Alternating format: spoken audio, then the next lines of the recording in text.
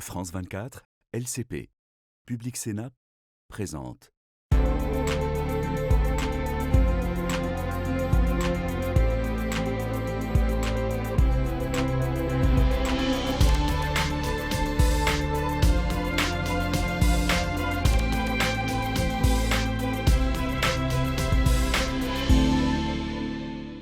Bonjour à tous, merci de nous rejoindre pour Ici l'Europe. La semaine a été marquée par la démission du gouvernement Barnier qui accentue l'affaiblissement de la France en Europe, alors que les défis économiques, commerciaux et géopolitiques ne manquent pas.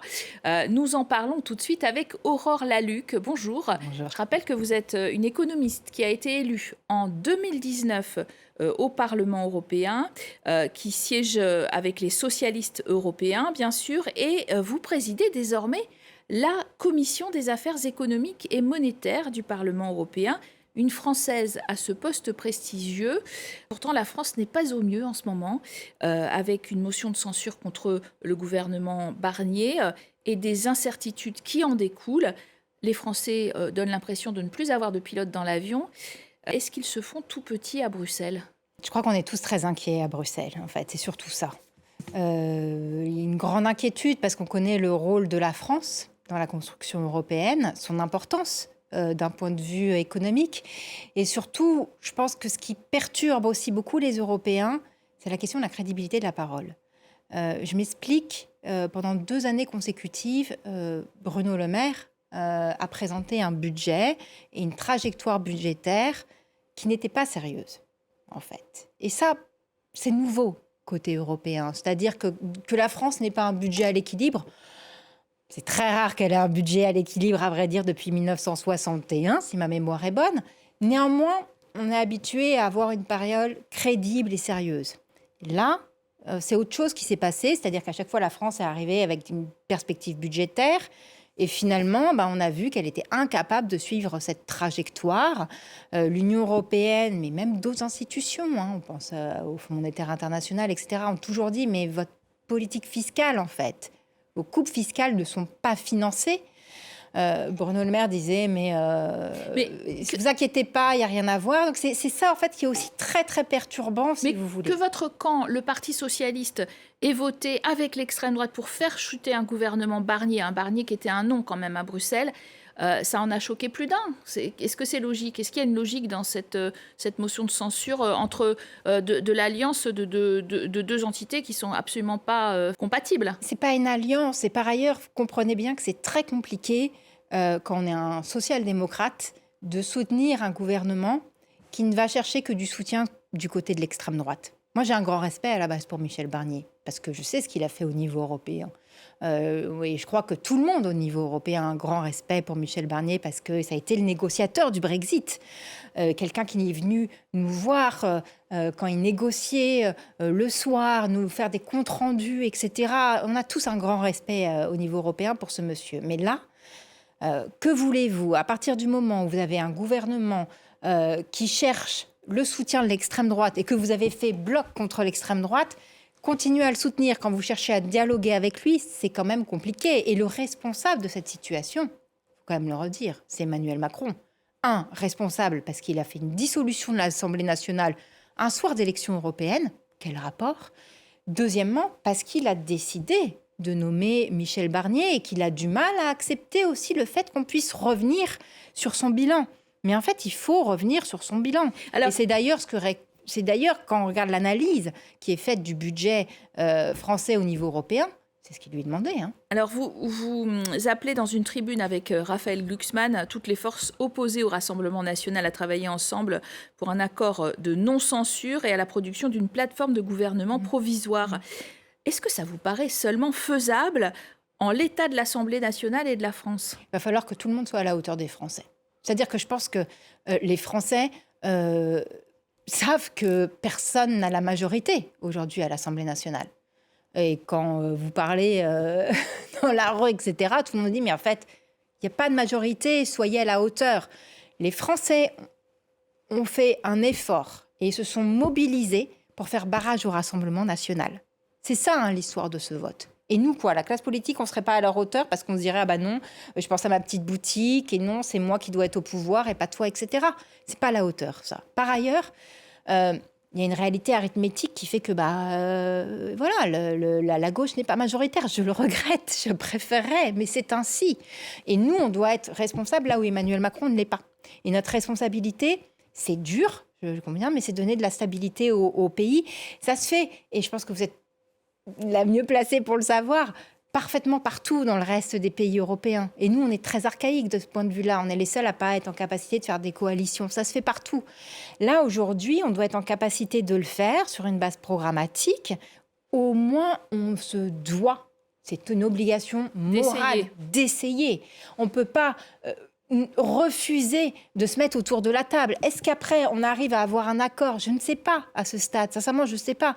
Mais depuis le mois de juillet, avec Raphaël Glucksmann, on me dit, mais mettons-nous autour de la table et voyons si on arrive à accoucher de quelque chose. La France des mouvements sociaux, c'est parfois l'image que nous renvoyons à nos voisins européens. Et c'est bien sûr particulièrement le cas en ce moment, en pleine crise politique. Jeudi 6 décembre a été marqué par une grève des enseignants. Et ce, malgré la chute du gouvernement Barnier, les Français sont en ce moment perdants à coup sûr. On est un pays où en fait il y a très très peu de dialogue social. Et sous Emmanuel Macron, ça a été le pire des pires à ce niveau-là. Donc il faut du dialogue social dans ce pays.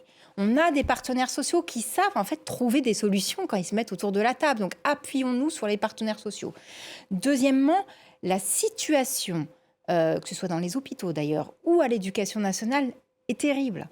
Dans les pays de l'OCDE, on fait partie des pays qui payent le moins dans le domaine de l'éducation nationale. C'est une question sociale, mais c'est même pas qu'une question sociale, je vais vous dire. C'est une question d'investissement dans l'avenir du pays. La France est sous le coup d'une procédure pour déficit excessif consolidé à 6,1% du budget de fin de gestion, comme on dit, loin des 3% demandés. On n'est plus du tout sur une pente d'ailleurs décroissante en matière de déficit et de budget. Oui, tout à fait. Mais encore une fois, c'est lié à la politique qui a été menée par Emmanuel Macron, qui a fait des choix qui étaient des choix...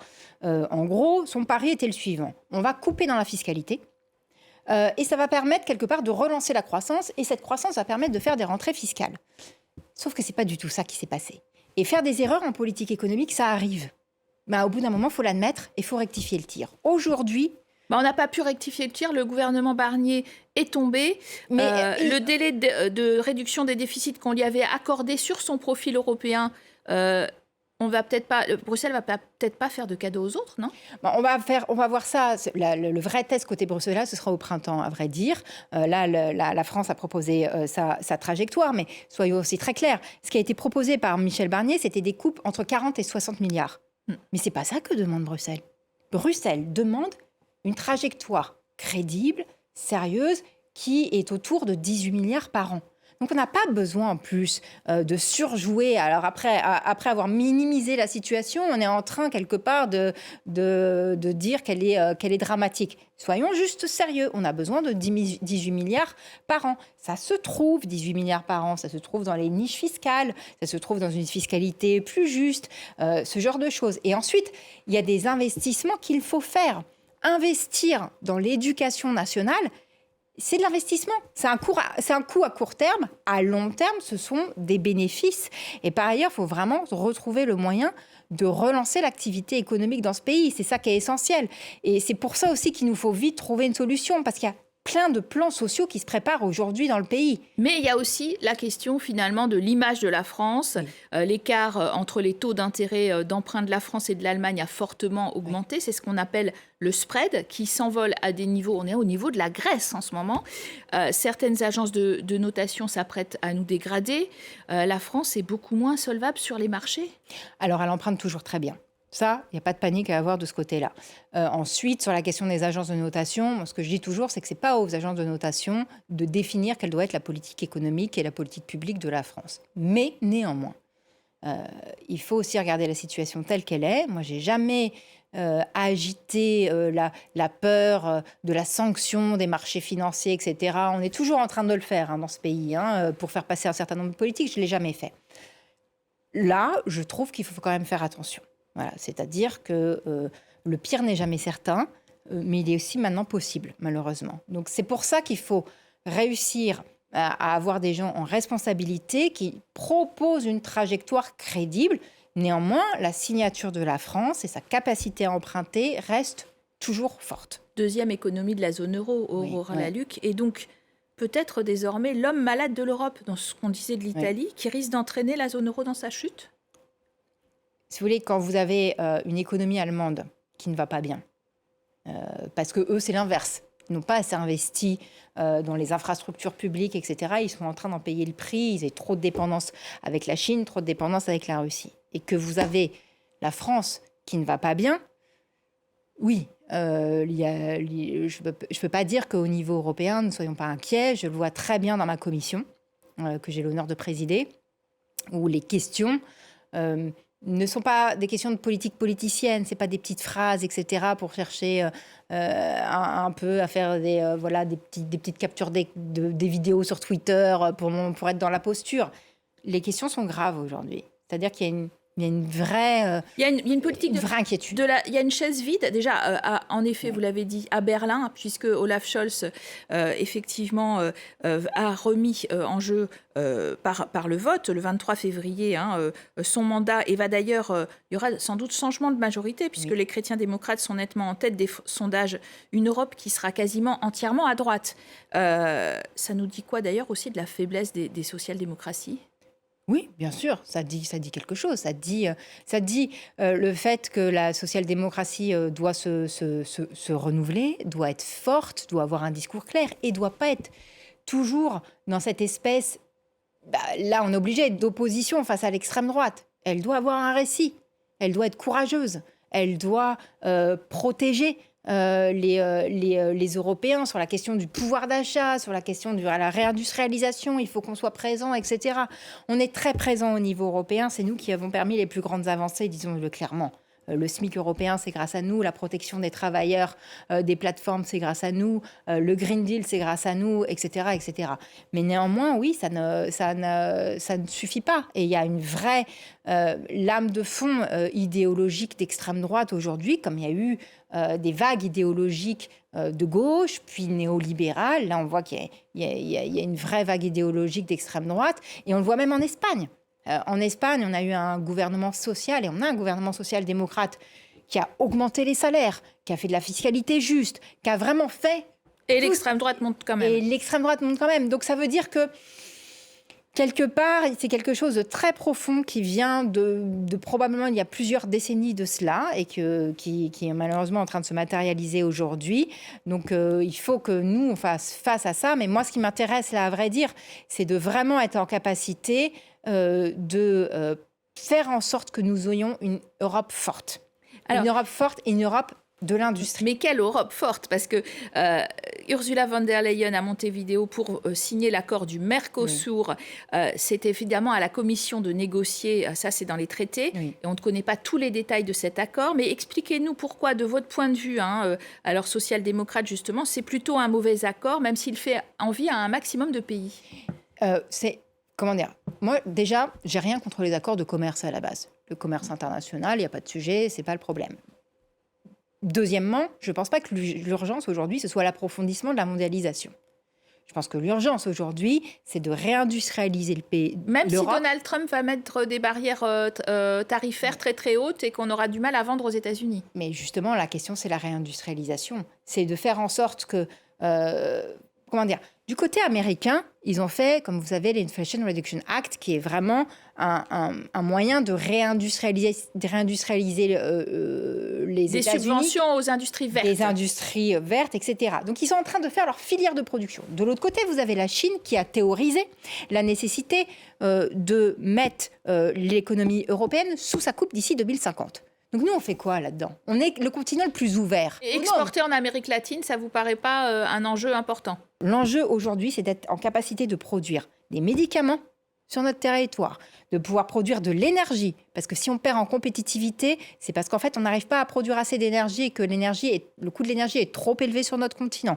D'être en capacité d'avoir un secteur automobile vert fort, d'avoir une chimie forte. C'est ça qui fera du bien aussi, parce qu'on sait que l'emploi dans l'industrie pas n'importe laquelle, hein. C'est une industrie qui doit correspondre au Green Deal. Mais l'emploi dans l'industrie, c'est ce qui protège le mieux de la pauvreté. Accord UE-Mercosur tout de même, Oui. pour le bloquer. Vous demandez à Emmanuel Macron d'essayer de le bloquer. Il faut une minorité de blocage de 3 pays supplémentaires. Alors peut-être la Pologne et l'Italie sont en train de basculer dans notre compte. 35% de la population, vous y croyez? Il est en mesure d'imposer cette minorité de blocage? Mais c'est ce que vous avez dit avec pertinence au début de l'émission, c'est-à-dire quelle est aujourd'hui la force de la parole d'Emmanuel Macron au niveau européen. En fait, la parole de la France est très dégradée. Donc il faut, à mon avis, qu'il y ait cette minorité de blocage.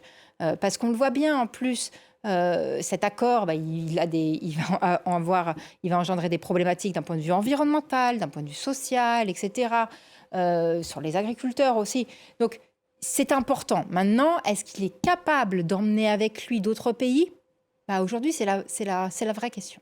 Prenons la direction du front est de l'Europe. En Géorgie, il y a des manifestations monstres depuis que le gouvernement du parti Rêve géorgien a dit qu'il avait remporté les dernières élections et suspendu le processus d'adhésion à l'Union européenne jusqu'en 2028. Des élections contestées par des observateurs et les opposants arrêtés. Est-ce que les Européens sont suffisamment impliqués dans ce qui se passe dans leur voisinage? On ne l'a jamais été. Mais d'ailleurs, ce qui s'est passé en Ukraine le prouve, c'est qu'on n'était pas assez impliqués. Dans mon mandat précédent, j'ai eu de cesse d'alerter sur notre dépendance au gaz qui venait de Russie, que cela nous posait des problématiques en termes environnementaux, mais en termes géopolitiques. Et en fait, on a du mal à gérer au niveau européen, à anticiper et à prendre de ce qui s'est passé avant. Et sur la question de la Géorgie, on n'est pas assez présent.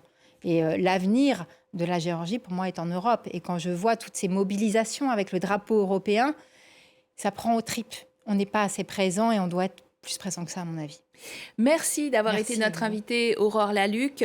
Merci à vous de nous avoir suivis. On continue sur le sujet, justement, de la guerre hybride menée par la Russie contre l'Europe avec notre débat au Parlement européen en compagnie de la chaîne parlementaire. Le débat, c'est tout de suite.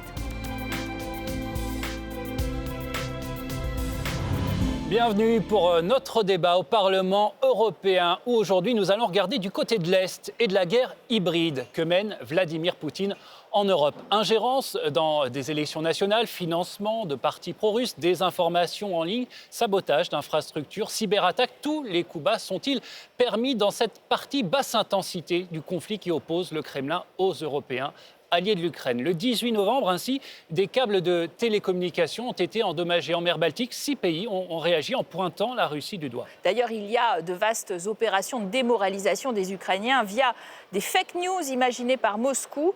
Mais cette désinformation intense s'étend aux pays voisins que Vladimir Poutine considère comme son pré carré. La Moldavie peut impressionner et surtout la Géorgie où le parti qui clame la victoire aux élections d'octobre, Rêve géorgien, a renoncé brutalement à l'adhésion à l'Union européenne.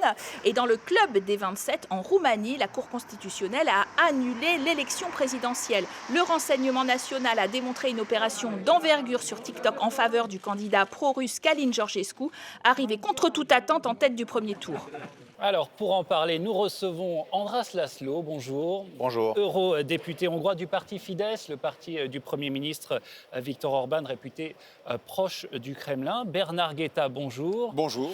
Eurodéputé français Renew, le parti d'Emmanuel Macron. Et rappelons que vous êtes ancien journaliste et vous avez travaillé notamment en Pologne et en Russie. Je crois que c'était sous l'ère soviétique. Bernard Guetta, justement, aujourd'hui, est-ce que vous considérez que Vladimir Poutine est en train d'orchestrer une guerre hybride qui vise les Européens ?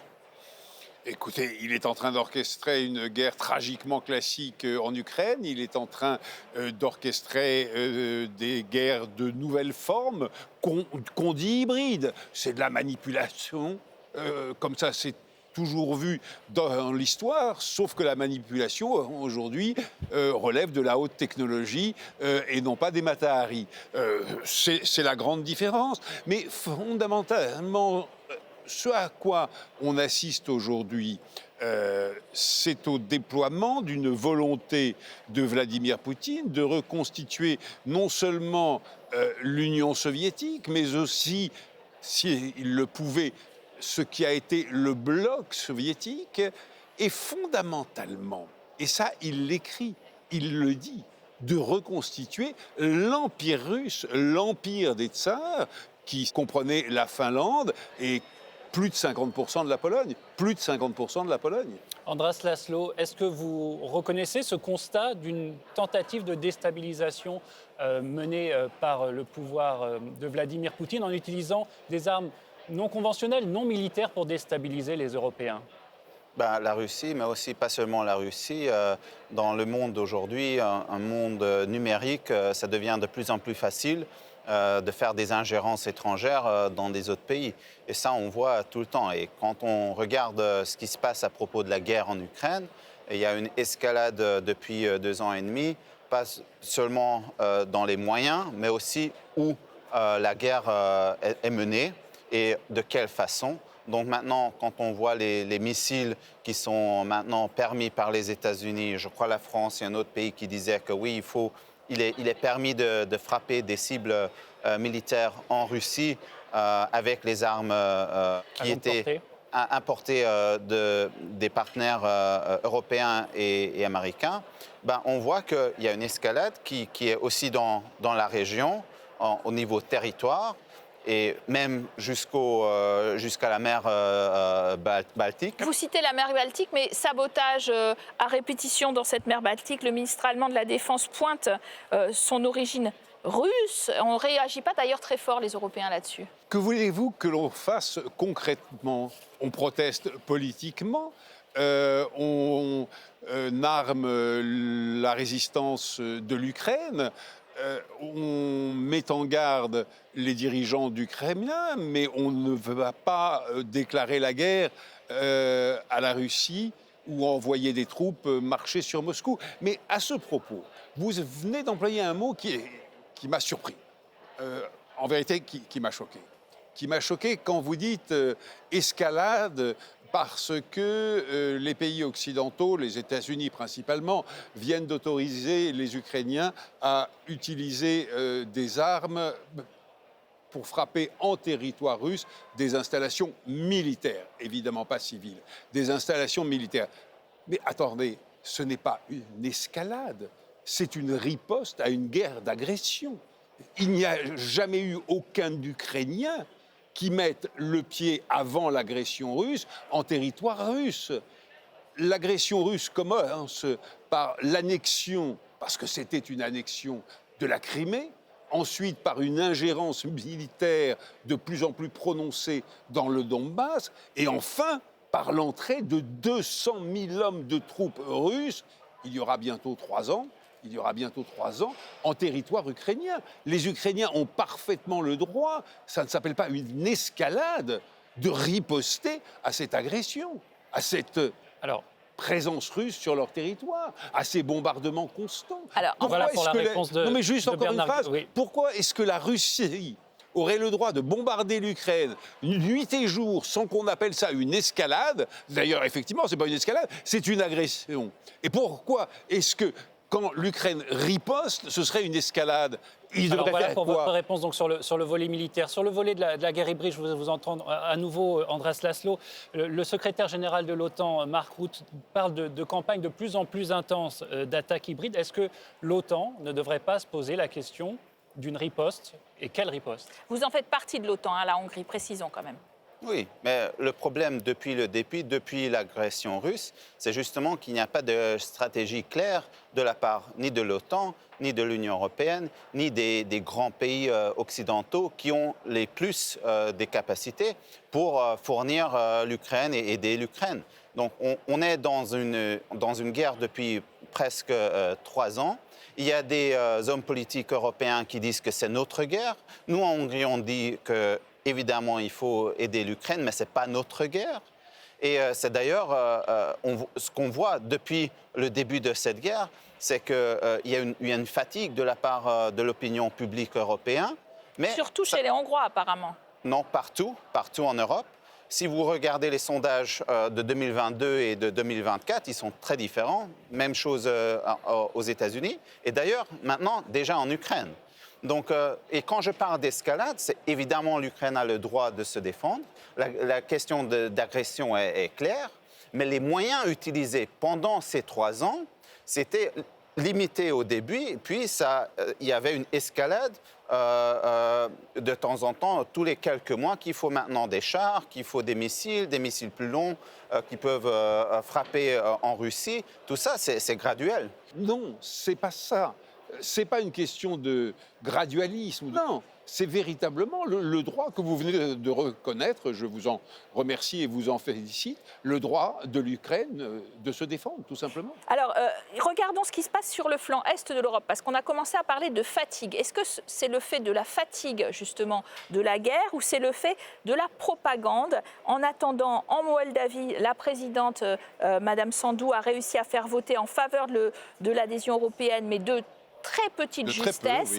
Oui. Et en Géorgie, quelques semaines après, vote en faveur du rêve géorgien qui clame la victoire et veut abandonner les négociations d'adhésion. Qu'est-ce qui se passe exactement? Alors, ils n'ont pas dit qu'ils voulaient abandonner, ils ont dit qu'ils repoussaient. Mais vous avez raison, sur le fond, on entend bien qu'ils veulent l'abandonner. Ce qui se passe, c'est que tout simplement, avec la guerre d'Ukraine, la Russie envoie le message à des pays très proches d'elle, comme la Géorgie, comme la Moldavie, naturellement, que regardez ce qui se passe en Ukraine, ça pourrait vous arriver. Et donc soyez prudents, ayez peur de la guerre, ayez peur de la guerre. Et de la Russie surtout. Et de la guerre, évidemment, menée par la Russie. Et évidemment que beaucoup de gens ont peur de la guerre, et ça se comprend. Et ils ont un réflexe que je qualifierais, puisque nous sommes entre francophones, que je qualifierais tout simplement de pétainiste. C'est-à-dire, face à cette agression, plutôt que de dire on résiste, on riposte, on cherche les moyens de le faire, etc., composons avec l'agresseur. Ce réflexe, il existe en Moldavie, il existe en Géorgie, il existe en Roumanie. Mais il existe, si vous me permettez, encore une phrase, il existe en fait dans tous les pays européens, parce que on retrouve grosso modo dans tous les pays européens, du continent européen, c'est 30% de nouvelles extrêmes droites favorables à un compromis avec Vladimir Poutine. Andreas Laszlo, Viktor Orban, votre Premier ministre, le Premier ministre hongrois, s'est rendu en Géorgie dès l'annonce des résultats pourtant contestés par les observateurs européens qui ont parlé d'élections faussées. Les pays baltes réclament des sanctions contre des personnalités géorgiennes. Votre pays, la Hongrie, va s'opposer à de telles sanctions qui visent à dénoncer le processus électoral tel qu'il a eu lieu. J'espère que oui. Ce qui se passe en Géorgie, on voit que le réflexe de survie, ça fonctionne. C'est un pays de plus ou moins 4 millions de personnes dans une région du monde qui est très fragile, entourée par des grandes puissances et avec 2 voisins qui ne sont pas en bonne relation. Et dans une situation pareille, il y a une demande de la part des pays occidentaux et des États-Unis qu'ils fassent quelque chose contre la Russie. Évidemment, ils ne veulent pas une deuxième guerre, ils ne veulent pas devenir un deuxième front dans la guerre d'Ukraine. C'est très logique. Évidemment, la Russie, il y a des sentiments anti-russes en Géorgie justement à cause de la guerre de 2008. Et 20% du territoire de la Géorgie reste occupé, mais ça ne veut pas dire qu'un pays de 4 millions, ils vont ouvrir un nouveau front contre la Russie. En tout cas, ils se détournent de l'Union européenne. C'est incroyable. Ils se détournent de l'Union européenne. Je ne partage pas du tout cette manière de voir les choses. Parce que vous dites, les États-Unis demandent à la Géorgie d'ouvrir un front contre la Russie. Ils ne demandent pas du tout. Où les États-Unis font une telle demande. Il y a en revanche, très profondément, en Géorgie, un désir de rejoindre l'Union européenne. Désir que vous comprenez, puisque justement, vous félicitez... c'est l'Union et le Parlement qui essayent de couper ces relations. Puisque vous félicitez, vous, Hongrois, et je le comprends, d'appartenir à l'Union européenne. Alors, la Russie de M. Poutine, parce que ce n'est pas la Russie, c'est le régime de M. Poutine, est absolument hostile à l'idée même que la Géorgie puisse rejoindre ou même se rapprocher, non pas de l'OTAN, hein, mais de l'Union européenne, qui pour l'instant n'a pas de défense et n'agresse pas la Russie, que je sache. Alors, c'est pas du tout la même situation. On ne peut pas dire les États-Unis demandent à la Géorgie d'ouvrir un front contre la Russie. Ce n'est pas du tout la situation. Beaucoup plus proche, dans le club européen, Monsieur Laszlo, effectivement, poussée exponentielle de l'extrême droite pro-russe en Roumanie. C'était une surprise des élections présidentielles. La désinformation poussée par des robots russes sur TikTok. Il y a cette question des réseaux sociaux maîtrisés par les Russes. Non, c'est une question des messages. Ce qu'on voit, je dirais plutôt que ce qui se passe à propos de la guerre et les relations avec la Russie et terminer la guerre en Ukraine, c'est très semblable à ce qui s'est passé au niveau de la crise migratoire.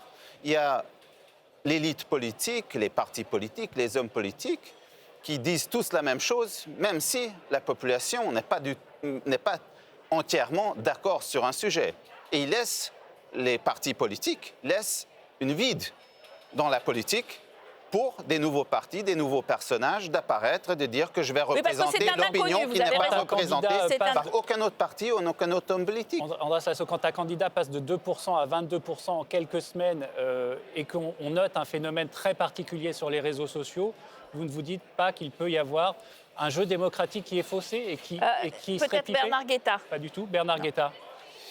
Vous avez une anecdote. Il y a 2 ans à peu près, Vladimir Poutine est interviewé sur les sanctions occidentales.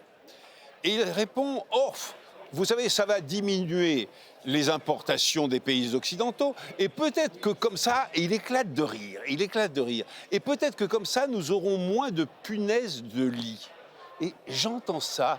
Et vraiment, mon oreille a été accrochée. Parce que je me suis dit, mais si Vladimir Poutine est au courant, si bien au courant de la psychose sur les punaises de lit en Europe occidentale et particulièrement en France, est-ce que ça ne serait pas un petit peu parce que les services russes sont pour quelque chose dans ce développement invraisemblable de la psychose qu'il y avait eu sur les punaises de lit? La réponse est évidemment oui. La réponse est que les services russes manipulent en permanence nos opinions, les réactions des opinions, etc. etc.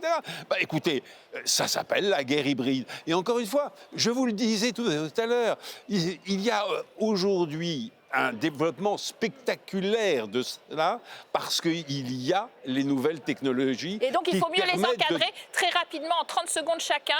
Donc il faudrait mieux encadrer les nouvelles technologies pour tenir compte de ces risques de la guerre hybride, encadrer TikTok, peut-être même X, le réseau maintenant qui est aux mains de Elon Musk, etc. Non, pas du tout. Les Européens veulent plus de liberté d'expression et non pas des limitations et censure. Ce qui est très clair, c'est qu'aujourd'hui, la majorité des Européens veulent que l'Union essaye de rétablir la paix en Ukraine. Et même parmi les 26-27 gouvernements qui sont vraiment qui participent dans cette politique, il n'y en a qu'un qui parle de négociations. Les presses libres de toutes les grandes démocraties sont soumises depuis toujours à des lois contre la diffamation et contre la manipulation. Les réseaux sociaux doivent l'être aussi. Ce n'est pas du tout de la censure. Merci à vous d'avoir très bien participé à ce débat. Merci à vous de l'avoir suivi sur nos 2 antennes. Merci Caroline. Bonne suite de programmes sur nos chaînes.